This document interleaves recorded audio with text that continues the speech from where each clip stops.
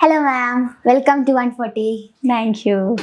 ഏറ്റവും ആപ്റ്റായ പേര് എന്നൊക്കെ വൈബ്, അതൊരു വൈബായി മാറണം. മിസ് കോളേജൊക്കെ എവിടെയാ പഠിച്ചേ? ഞാൻ കോളേജ് മിസ് എന്ന് വിളിച്ചപ്പോൾ എനിക്കൊരു ലവ് സ്റ്റോറി ആയിരുന്നില്ലേ? അല്ല, love ഒന്നല്ലായിരുന്നു.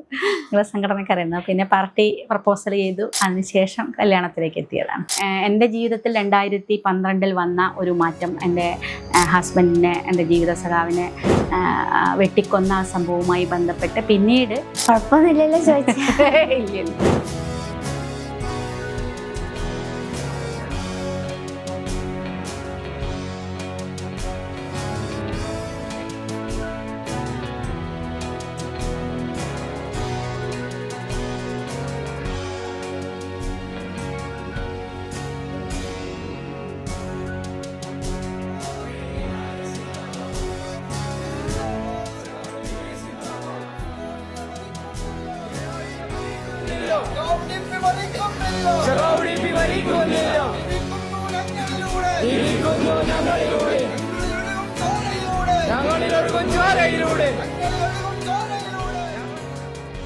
Hello ma'am, welcome to 140. Thank you. And vibe എന്നുള്ളൊരു പദ്ധതി ഞാൻ ആസ് എ ചൈൽഡ് എനിക്ക് ഭയങ്കരമായിട്ട് ഇൻഫ്ലുവൻസ് ആയിട്ടുണ്ടായിരുന്നു. അതെന്താണ്? അത് വടകര മണ്ഡലത്തിൽ MLA ആയതിനു ശേഷം ഞങ്ങൾ ഇങ്ങനെ ആലോചിച്ചു, വ്യത്യസ്തമായ എന്തെങ്കിലും പദ്ധതി നടപ്പാക്കണം. അപ്പം അതിലേറ്റവും നമുക്ക് കുട്ടികളെ ആണ്, പുതിയ തലമുറയെ അഡ്രസ്സ് ചെയ്യുക എന്നുള്ള ഒരു കാര്യമാണ് ഞങ്ങൾ ആലോചിച്ചപ്പം മനസ്സിൽ തോന്നിയത്. അപ്പം പുതിയ കുട്ടികളെ അഡ്രസ്സ് ചെയ്യാൻ, പുതിയ തലമുറയെ അഡ്രസ്സ് ചെയ്യാൻ ആവശ്യമായ ഒരു പ്രോഗ്രാം എന്ന നിലയ്ക്കാണ് വിദ്യാഭ്യാസ പദ്ധതി തുടങ്ങണമെന്ന് ആലോചിച്ചത്. അപ്പം ഞങ്ങളതിനെ വലിയ മീറ്റിംഗ് വിളിച്ചെടുത്ത് എല്ലാ വിഭാഗം ആളുകളെയും വെച്ചുകൊണ്ട് ഒരു സ്വാഗത സംഘമൊക്കെ ഉണ്ടാക്കി. അതിൻ്റെ ഒരു കമ്മിറ്റി ഉണ്ടായി, രക്ഷാധികാരികളൊക്കെ വെച്ചുകൊണ്ട് കമ്മിറ്റി ഉണ്ടാക്കി. കമ്മിറ്റി ചേർന്നതിന് ശേഷം എക്സിക്യൂട്ടീവ് ഉണ്ടാക്കി. അപ്പം ആ കമ്മിറ്റി വെച്ച് ഞങ്ങളിങ്ങനെ ആലോചിച്ച് എന്താണ് ഇതിനൊരു പേര് കൊടുക്കുക. ഇപ്പം സോഷ്യൽ മീഡിയ കാലമാണല്ലോ, കുട്ടികൾ മുഴുവൻ ആ ഒരു ഹാൻഡിൽ കൈകാര്യം ചെയ്തുകൊണ്ടിരിക്കുന്നതാണ്. അപ്പം അവരെ ഇൻഫ്ലുവൻസ് ചെയ്യുന്ന ഒരു പേരും കൂടെ വേണം എന്നുള്ളത് ആലോചനയിൽ വന്നു. അങ്ങനെയാണ് ഏറ്റവും ആപ്റ്റായ പേര് എന്നൊക്കെ വൈബ്, അതൊരു വൈബായി മാറണം, കുട്ടികൾക്കൊരു വൈബായി മാറണം എന്നതാണ് ഞങ്ങൾ ആലോചിച്ചത്. അങ്ങനെ തുടങ്ങിയൊരു വിദ്യാഭ്യാസ പദ്ധതിയാണ് വൈബ്. പക്ഷേ വൈബ് തുടങ്ങി അത് അക്ഷരാർത്ഥത്തിൽ വൈബായി മാറി. വടകര മണ്ഡലത്തിൽ വലിയ തോതിൽ അത് പെട്ടെന്ന് തന്നെ കുട്ടികളുടെ ഇടയിലേക്ക് ക്ലിക്ക് ചെയ്യുകയും അവരതിനെ ആകർഷിക്കുകയും അങ്ങനെ നിരവധി പദ്ധതികൾ വൈബിൻ്റെ ഭാഗമായിട്ട് ഞങ്ങൾക്ക് നടത്താൻ സാധിച്ചു. അതിൽ LSS USS കുട്ടികൾക്ക് വേണ്ടിയിട്ടുള്ള സ്കോളർഷിപ്പിൻ്റെ ക്ലാസ്സുകൾ നടത്തും.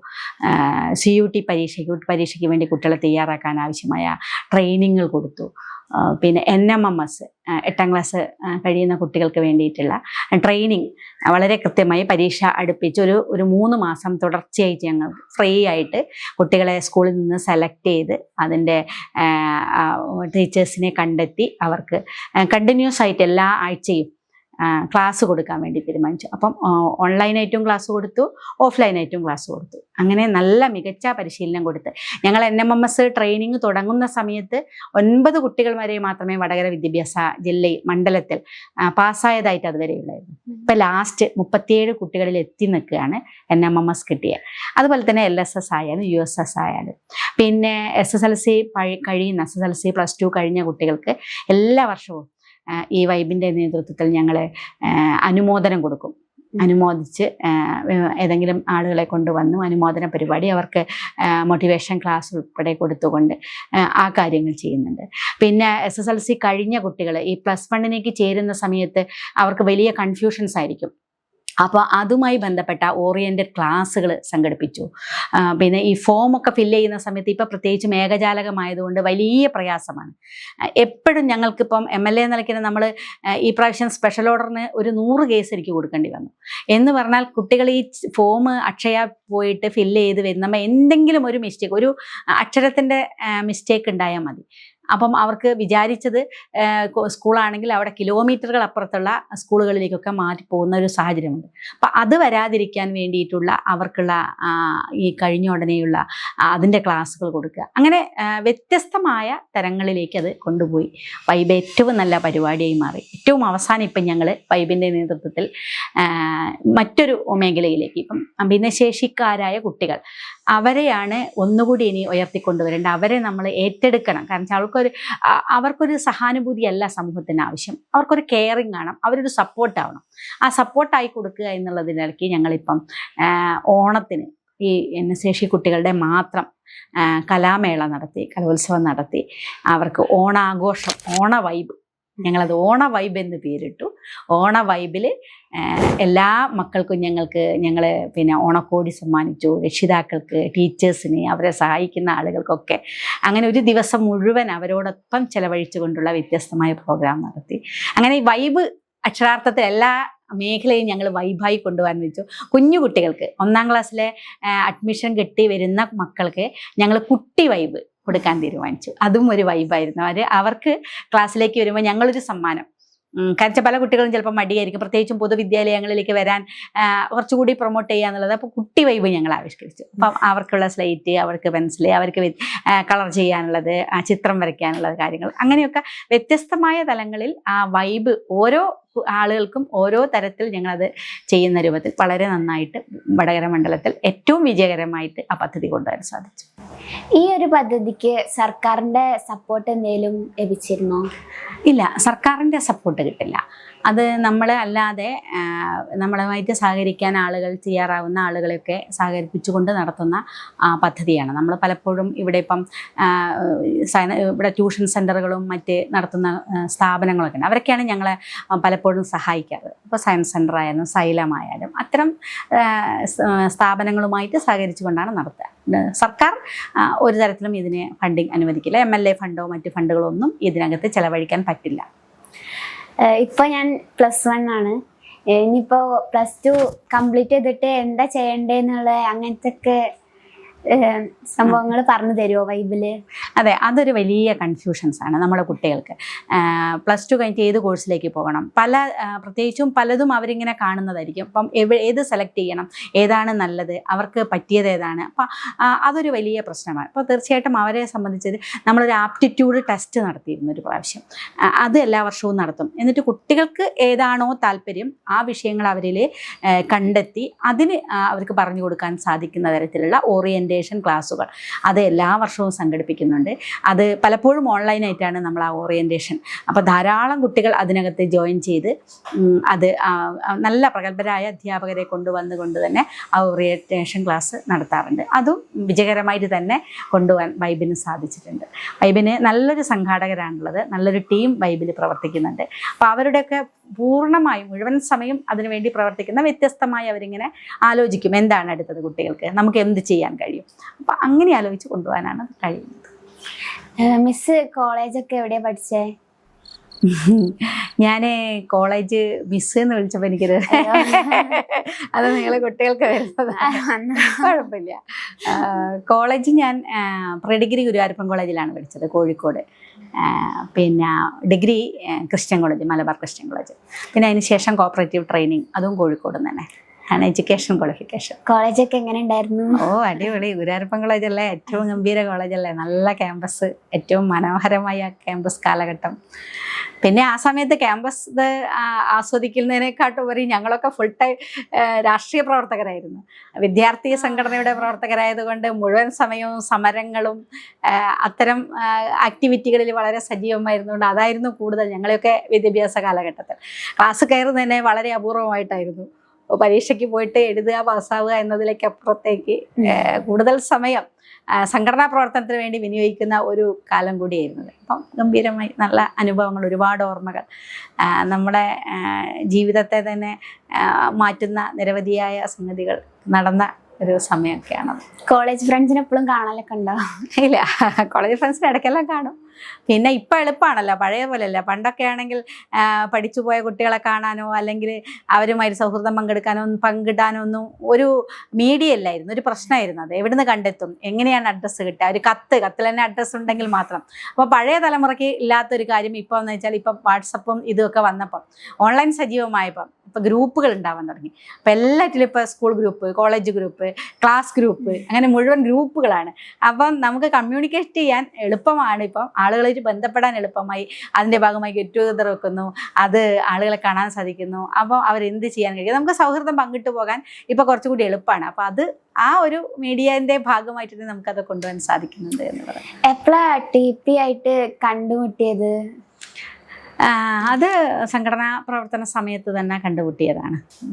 അത് സംഘടനാ രംഗത്ത് നടത്തുന്ന സമയത്ത്, SFIയിലുള്ള സമയത്ത് അദ്ദേഹം SFIയിലുണ്ടായിരുന്നു, പിന്നീട് DYFI, ആ സമയത്തുള്ള ബന്ധങ്ങൾ.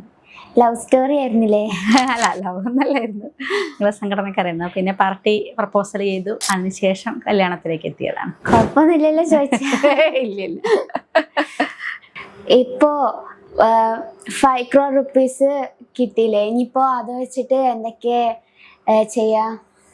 അല്ല, ഇനി വടകര മണ്ഡലത്തിൽ ഞാൻ വന്നതിന് ശേഷം നിരവധിയായ പ്രോജക്റ്റുകൾ നടപ്പാക്കാൻ സാധിച്ചിട്ടുണ്ട്. അതിൽ പ്രധാനമായും ഫോക്കസ് ചെയ്തത്, ഞങ്ങളുടെ മണ്ഡലത്തിലൊരു പ്രത്യേകത എന്ന് പറയുന്നത് 17 കിലോമീറ്റർ കടൽ തീരമാണ്. തീരദേശത്തുള്ള ആളുകളാണ് ഏറ്റവും കൂടുതലുള്ളത്. അവരുടെ ജീവിതം എന്ന് പറയുന്നത് വലിയ ബുദ്ധിമുട്ടാണ്. ഓരോ കടൽക്ഷോഭങ്ങൾ വരുമ്പം, പ്രകൃതിക്ഷോഭങ്ങൾ വരുമ്പോൾ ആദിയോടുകൂടി വീട്ടിൽ കിടന്നുറങ്ങേണ്ടി വരുന്ന ആളുകളെയാണ് നമുക്ക് കാണുന്നത്. കാരണം തീരത്തിന് തൊട്ടടുത്ത് താമസിക്കുന്ന നിരവധി കുടുംബങ്ങളുണ്ട്. ചെറിയ ചെറിയ വീടുകളിലായിട്ട് അവർ താമസിക്കുകയാണ്. അപ്പോൾ ഈ സമയത്തൊക്കെ വെള്ളം അടിച്ചു കയറി വീട്ടിലേക്ക് വന്ന് വീട്ടിൽ കിടന്നുറങ്ങാൻ കഴിയാത്ത സാഹചര്യം പല ദിവസങ്ങളിലും അവർക്കുണ്ടാകും. അപ്പം ഈ ഇത്തരം ദുരന്തങ്ങളൊക്കെ വരുന്ന മലയാള പ്രകൃതിയിൽ വരുന്ന മാറ്റങ്ങളൊക്കെ ആ സമയത്ത് നമ്മൾ പോവുക, അവരോട് സംസാരിച്ച് അവരെ തൽക്കാലം അവിടുന്ന് മാറ്റി താമസിപ്പിക്കും. ഇതാണ് സ്ഥിരമായിട്ടിരുന്നത്. ഏതെങ്കിലും പിന്നെ ഷെൽട്ടറുകളിലേക്ക് മാറ്റി, സ്കൂളുകളിലേക്കും മറ്റും കേന്ദ്രങ്ങളിലേക്ക് മാറ്റി താമസിപ്പിക്കുക എന്ന ഒരു സ്ഥിരം പല്ലവിയാണ് കൊണ്ടുവരുന്നത്. പക്ഷേ അവർക്ക് ശാശ്വതമായിട്ട് അതിനൊരു പരിഹാരം ഉണ്ടാകണം എന്നുള്ളതാണ് ഏറ്റവും പ്രധാനം. അപ്പോൾ എൻ്റെ വോട്ട് ചോദിക്കാൻ പോകുന്ന സമയങ്ങളിലെല്ലാം ഇത് നമ്മളെ മനസ്സിനെ വല്ലാതെ പ്രയാസപ്പെടുത്തിയൊരു സംഗതിയാണ്. അവരുടെ ദുരിതപൂർണമായ ജീവിതം മറ്റെവിടെയും കാണാത്തതാണ്. അവർ കടലിൻ്റെ മക്കളാണ്, കടലുമായിട്ട് ബന്ധപ്പെട്ട് ജീവിക്കുന്ന ആളുകളാണ് അവർക്ക് അവിടെ നിന്ന് മാറ്റി മറ്റൊരു സ്ഥലത്തേക്ക് ജീവിക്കുക എന്ന് പറയുന്നത് അവർക്ക് ആലോചിക്കാൻ സാധിക്കില്ല.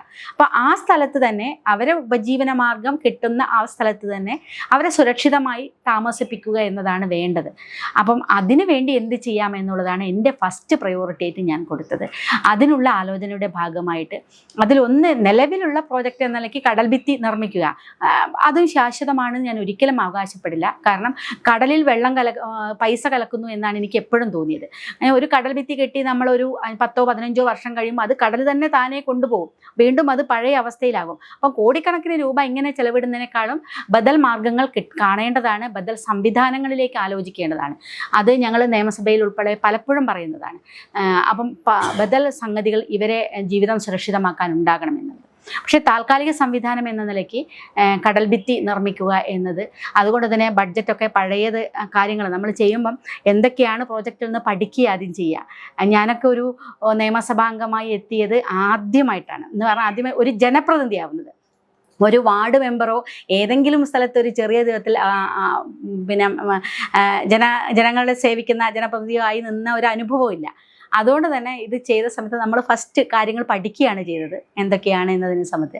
ആ പഠനത്തിൻ്റെ ഭാഗമായിട്ട് പഴയ ബഡ്ജറ്റ് പ്രപ്പോസലുകളും ബഡ്ജറ്റ് കാര്യങ്ങളൊക്കെ എടുത്തു കൊണ്ടുവന്നു, അതിലൊക്കെ പഠിച്ചു. അപ്പോൾ അതിൽ ലാപ്സായിപ്പോയി ഉപയോഗിക്കാൻ പറ്റാത്ത ഫണ്ടുകൾ ഏതൊക്കെയാണ് എന്നത് നോക്കി. അപ്പോൾ അങ്ങനെയൊക്കെ കണ്ടുപിടിച്ച് എനിക്ക് എൻ്റെ മണ്ഡലത്തിൽ കംപ്ലീറ്റ് ആക്കാൻ സാധിച്ചില്ല. ഒരു പരിധി വരെ ഒരു ചെറിയ അളവിൽ ഒരു പരിഹാരം ഈ കടൽ ഭിത്തി കൊണ്ട് ഉണ്ടാക്കിയെടുക്കാൻ സാധിച്ചു. 18 കോടി രൂപ ഞാൻ എൻ്റെ വടകര മണ്ഡലത്തിൽ ഈ 4 വർഷം കൊണ്ട് ചെയ്തു എന്നുള്ളത്. കുറേയേറെ സ്ഥലങ്ങളിൽ അവരുടെ വീട് സുരക്ഷിതമാക്കാനുള്ള ഒരു സംരംഭം ഒരു പ്രവർത്തനം നടത്താൻ സാധിച്ചു.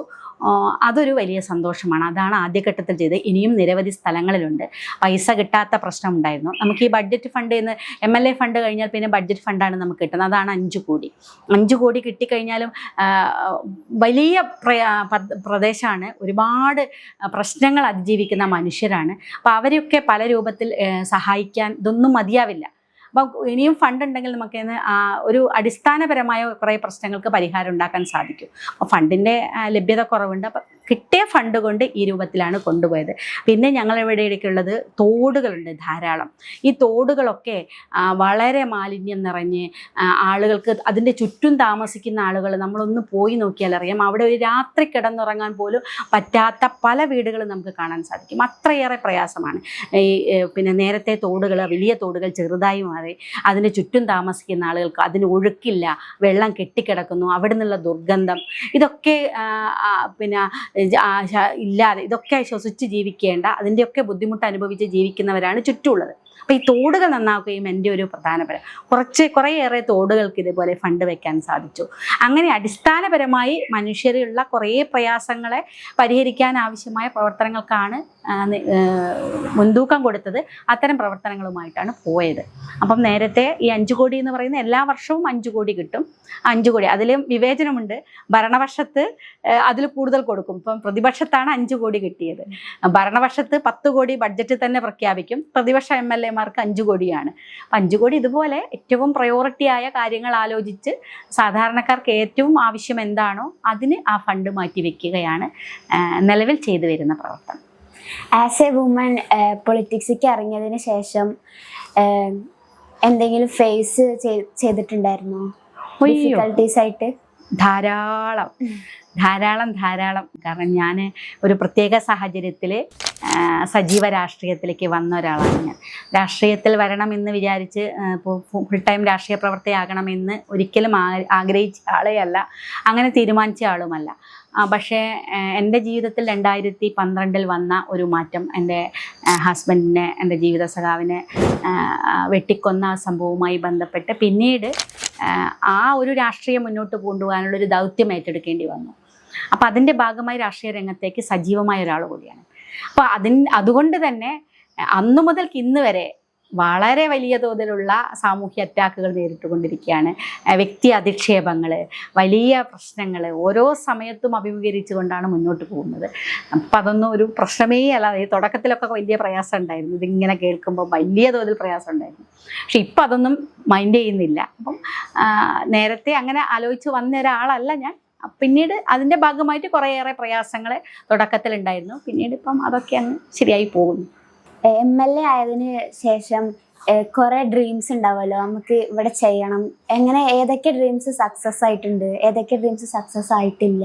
അല്ല, മുഴുവൻ സക്സസ് ആയിട്ടില്ല. ഡ്രീംസ് ഒരുപാടുണ്ട്. അതിലൊന്ന് എൻ്റെ തീരെ നടക്കാതെ പോയത്, അന്ന് സ്ത്രീകൾക്ക് പ്രത്യേകമായിട്ട് എന്തെങ്കിലും ഒരു പദ്ധതി ആവിഷ്കരിക്കണം എന്നുള്ളത് എൻ്റെ അവരൊരു തൊഴിൽ സംരംഭം തുടങ്ങണം എന്നുള്ളൊരു ആഗ്രഹം എനിക്കുണ്ടായിരുന്നു.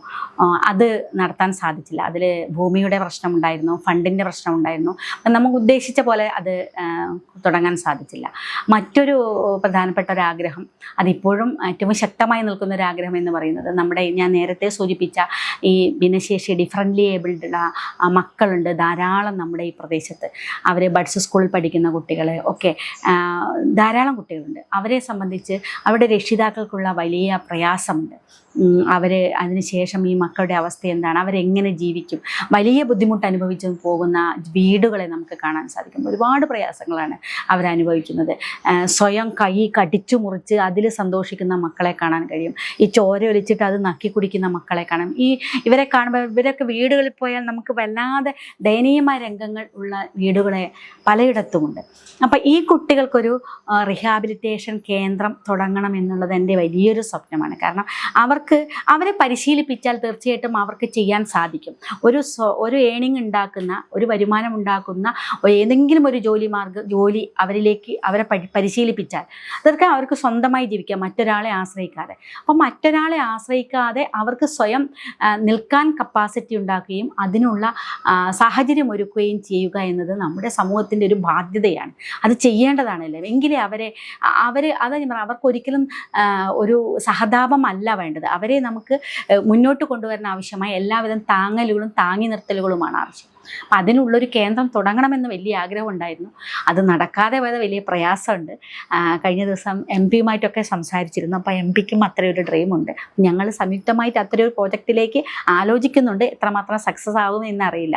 ഈ 2 ഡ്രീമുകളും ഇപ്പം നടക്കാതെ നിൽക്കുന്ന ഒരു പ്രശ്നമാണ്. പിന്നെ ഞാൻ ഈ പറഞ്ഞ തീരദേശത്തുള്ള ഈ സാധാരണ മത്സ്യത്തൊഴിലാളികളും അവരുടെയൊക്കെ വിഷയങ്ങളെ പരമാവധി അഡ്രസ്സ് ചെയ്യാനുള്ള ശ്രമം നടത്തിയിട്ടുണ്ട്. വിജയിച്ചോ എന്ന് എനിക്കറിയില്ല, പക്ഷേ പരമാവധി. പിന്നെ ഒറ്റ കാര്യത്തിൽ ജനപ്രതിനിധി എന്ന നിലയ്ക്ക് എനിക്ക് ഉറപ്പ് പറയാൻ കഴിയുന്നൊരു സാധ്യം, എൻ്റെ അടുത്തൊരു പരാതിയുമായി വരുന്ന ഒരാളെ, ഒരു കാര്യത്തിന് വേണ്ടി സമീപിക്കുന്ന ഒരാളെ അവർ തിരിച്ചു പോകുമ്പോൾ സങ്കടപ്പെട്ടു പോകേണ്ട ഒരു സാഹചര്യം ഉണ്ടായിട്ടില്ലായിരുന്നു.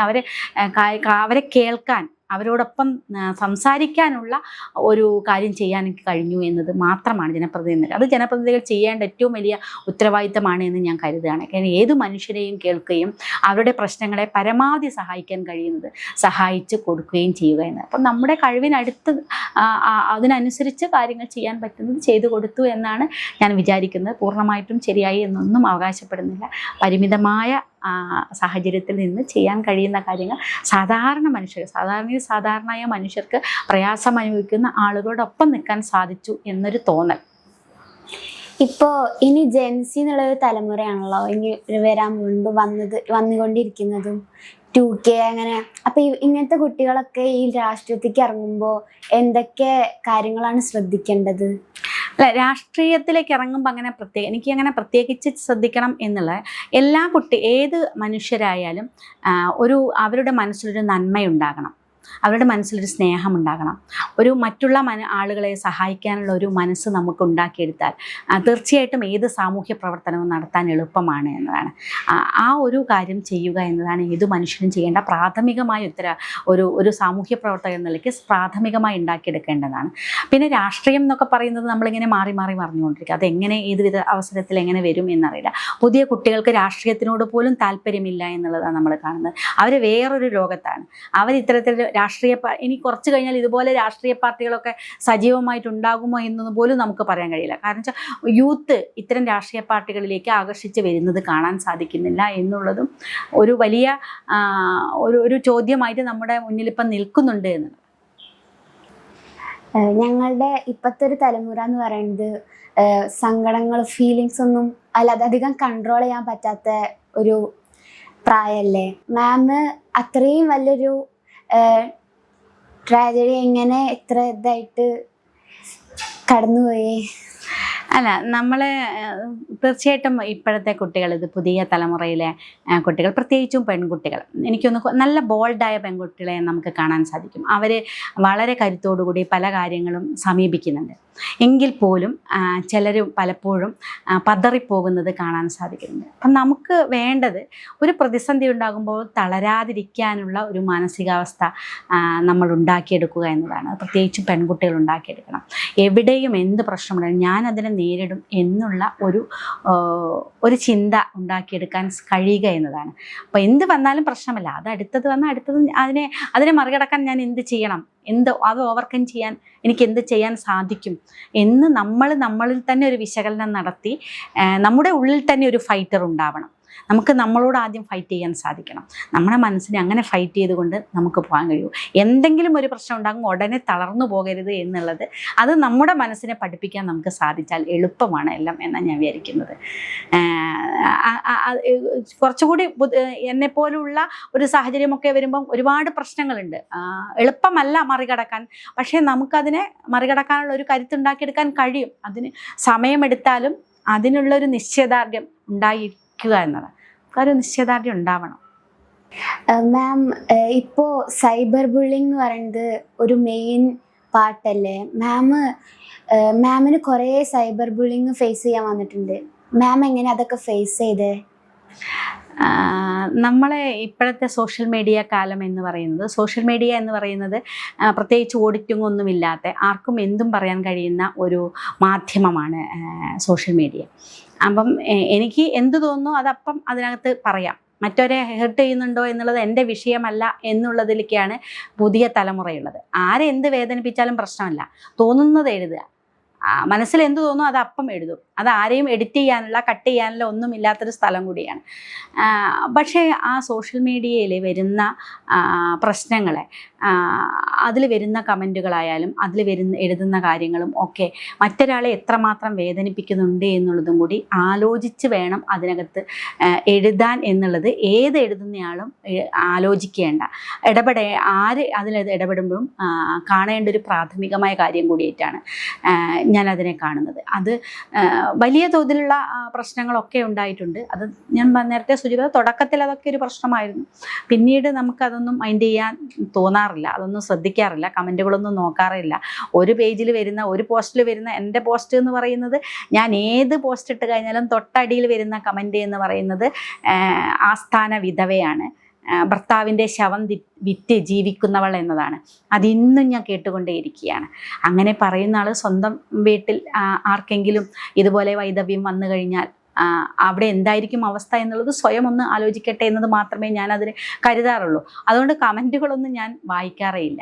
അപ്പം അത്തരം വന്നു കഴിഞ്ഞാലും അത് നമ്മൾ പെൺകുട്ടികളും ആലോചിക്കേണ്ടത്. ഇപ്പം ഞാൻ മാത്രമല്ല, എനിക്കൊന്ന് നിരവധി സ്ത്രീകൾ, സോഷ്യൽ മീഡിയയിലൊക്കെ ഇടപെടുന്ന സ്ത്രീകൾ പ്രത്യേകിച്ചും, അത് നമ്മുടെ ഒരു സാമൂഹ്യ വ്യവസ്ഥയുടെ ഒരു പ്രശ്നം കൂടിയാണ്. നമ്മളൊരു ആണധികാര വ്യവസ്ഥയിൽ ജീവിക്കുമ്പോൾ, ഒരു പാട്രിയാർക്കൽ സമൂഹത്തിൽ നമ്മൾ ജീവിക്കുമ്പോൾ സ്വാഭാവികമായിട്ടും അങ്ങനെ കാണേണ്ടി വരികയാണ്.